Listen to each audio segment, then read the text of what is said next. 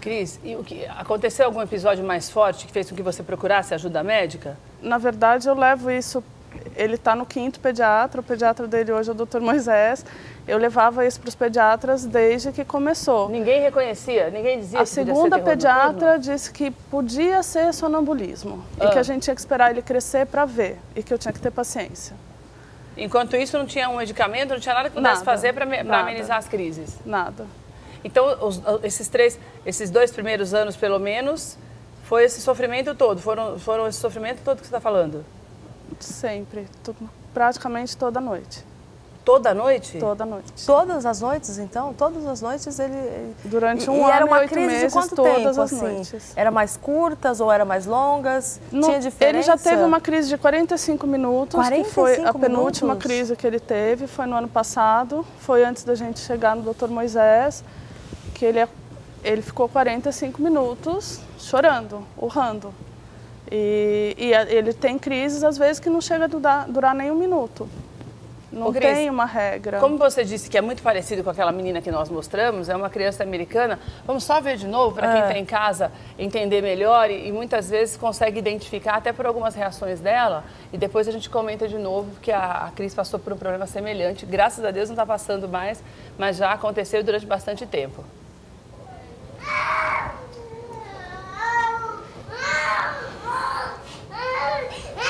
Ela pegou ela no colo, né? Que você falou que não adianta, né? Não, e só, na verdade, com o meu filho só piorava.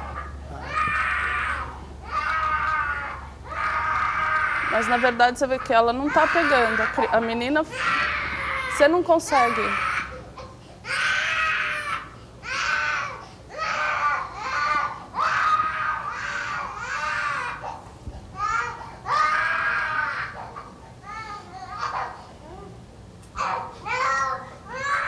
What's wrong?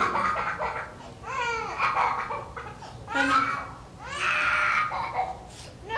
Tua, what's the matter? Tell me what's the matter.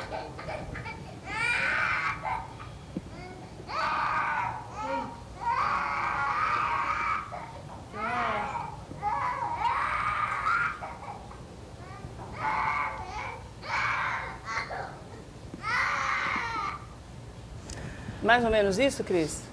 É exatamente isso. E as reações da mãe? São mais ou menos as mesmas também? No começo era isso, você tenta pôr a mão, você tenta pôr no colo, você tenta embalar, você tenta tudo que você sabe. Primeiro ano eu passei 1 ano dando peito. Era o que fazia ele acalmar, então nem sabia que não podia mexer, mas também não precisava, porque eu punha ele no peito, ele ficava, aos poucos ele ia acalmando. Não pode mexer então, doutor, quando a criança tem essas crises? Não, a questão não é de não poder mexer, é que não adianta mexer.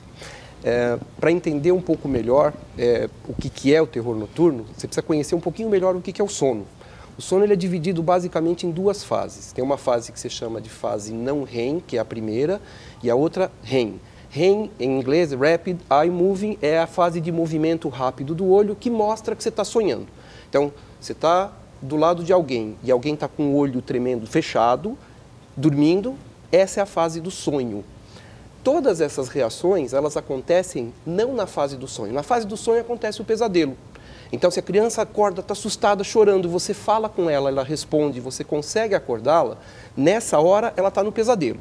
Então, ela lembra do que aconteceu, ela vivencia aquilo, às vezes traz alguma agitação do dia, às vezes ela traz, por exemplo, em alguns casos conhecidos até de...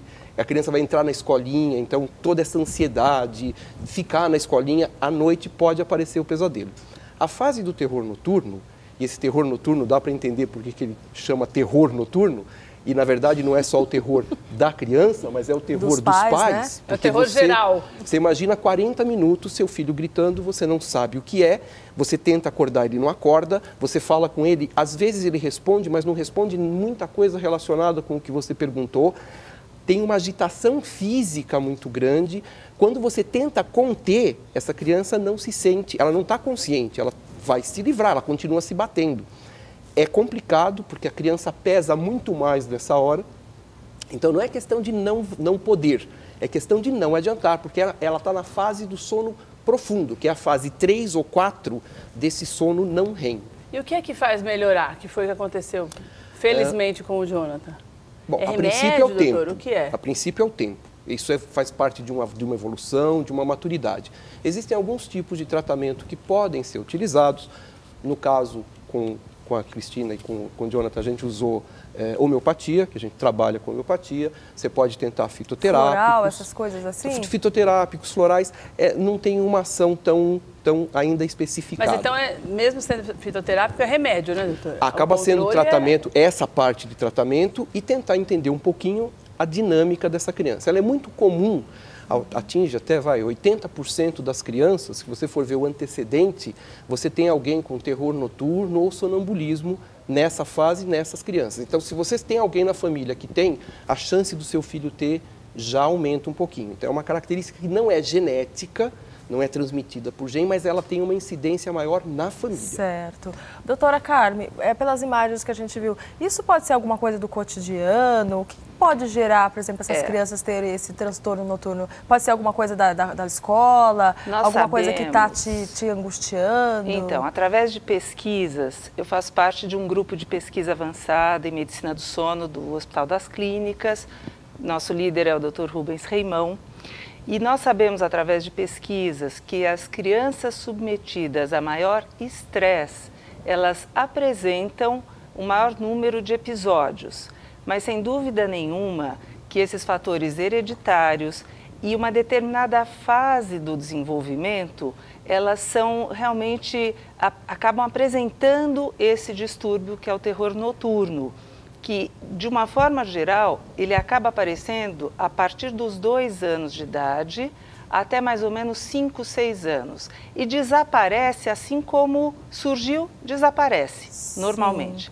Então, a homeopatia, que é uma coisa muito boa nessa faixa etária, porque outro tipo de medicação não é muito boa, indicado, ainda, né? Ajuda muito, porque para a família é um distúrbio que afeta e muito toda a dinâmica familiar.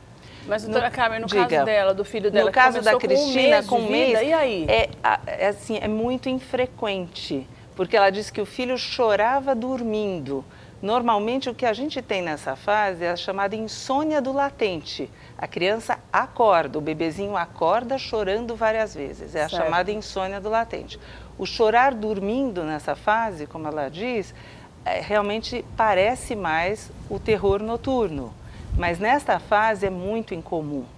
O normal é aparecer por volta dos 2, 3 anos e sumir por volta dos 5, 6. E por que tem muito adulto que ainda convive com isso?